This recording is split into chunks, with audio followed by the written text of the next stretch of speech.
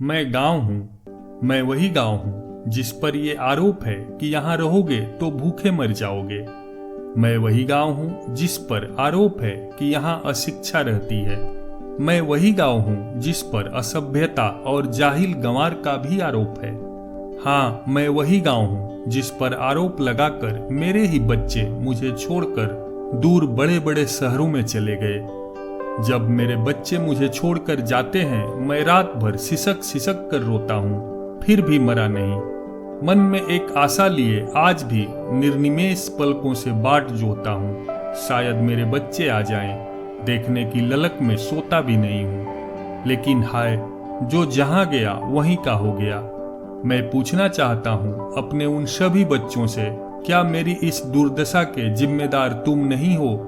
अरे, मैंने तो तुम्हें कमाने के लिए शहर भेजा था और तुम मुझे छोड़कर शहर के ही हो गए। मेरा हक कहाँ है?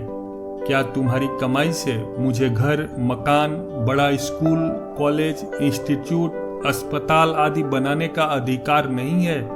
ये अधिकार मात्र शहर को ही क्यों? जब सारी कमाई शहर में दे रहे हो तो मैं कहाँ जाऊं? मुझे मेरा हक क्यों नहीं मिलता? संकट में सारे मजदूर गांव भागते हैं, गाड़ी नहीं तो सैकड़ों मील पैदल बीवी बच्चों के साथ चल दिए। आखिर क्यों? जो लोग यह कहकर मुझे छोड़ शहर चले गए कि गांव में रहोगे तो भूख से मर जाओगे, वो किस आस विश्वास पर पैदल ही गांव लौटने लगे? मुझे तो लगता है निश्चित रूप से उन्हें ये विश्वास है कि गांव पहुंच जाएंगे तो जिंदगी बच जाएगी, भरपेट भोजन मिल जाएगा, परिवार बच जाएगा। सच तो यही है कि गांव कभी किसी को भूख से नहीं मारता। हाँ मेरे लाल, आ जाओ, मैं तुम्हें भूख से नहीं मरने दूंगा।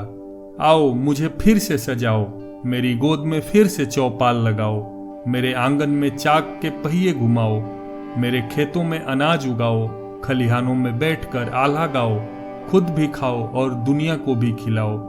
महुआ पलाश के पत्तों को बीनकर पत्तल बनाओ, गोपाल बनो, मेरे नदी ताल तलैया, बाग बगीचे गुलजार करो।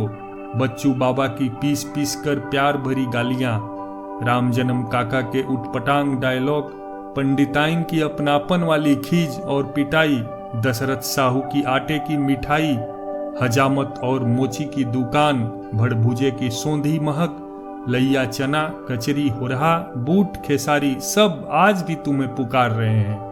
मुझे पता है वो तो आ जाएंगे जिन्हें मुझसे प्यार है, लेकिन वो क्यों आएंगे जो शहर की चकाचौंध में विलीन हो गए, वहीं घर मकान बना लिए, सारे पर्व त्योहार संस्कार वहीं से करते हैं। मुझे बुलावा तो दूर पूछते तक नहीं।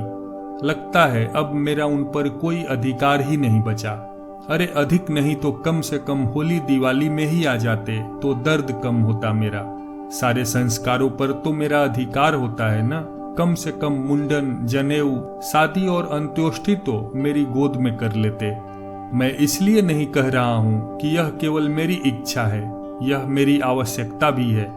मेरे गरीब बच्चे जो रोजी रोटी की तलाश में मुझसे दूर चले जाते हैं, उन्हें यहीं रोजगार मिल जाएगा। फिर कोई महामारी आने पर उन्हें सैकड़ों मील पैदल नहीं भागना पड़ेगा। मैं आत्मनिर्भर बनना चाहता हूँ। मैं अपने बच्चों को शहरों की अपेक्षा उत्तम शिक्षित और संस्कारित कर सकता हूँ। मैं बहुतों को यहीं रोजी रोटी भी दे सकता हूँ। मैं तनाव भी कम करने का कारगर उपाय हूँ। मैं प्रकृति के गोद में जीने का प्रबंध कर सकता हूँ। मैं सब कुछ कर सकता हूँ मेरे लाल। बस तू समय समय पर आया कर मेरे पास। अपने बीबी बच्चों को मेरी गोद में डालकर निश्चिंत हो जा। दुनिया की कृत्रिमता को त्याग दे। फ्रिज का नहीं, घड़े का पानी पी। त्योहारों और समारोहों में पत्तलों में खाने और कुल्हड़ों में पीने की आदत डाल। अपने मोची के जूते और दर्जी के सिए कपड़े पर इतराने की आदत डाल। हलवाई की मिठाई, खेतों की हरी सब्जियां, फल फूल, गाय का दूध, बैलों की खेती पर विश्वास रख। कभी संकट में नहीं पड़ेगा। हमेशा खुशहाल जिंदगी चाहता है। मेरे लाल, मेरी गोद में आकर कुछ दिन खेल लिया कर। तू भी खुश और मैं भी खुश।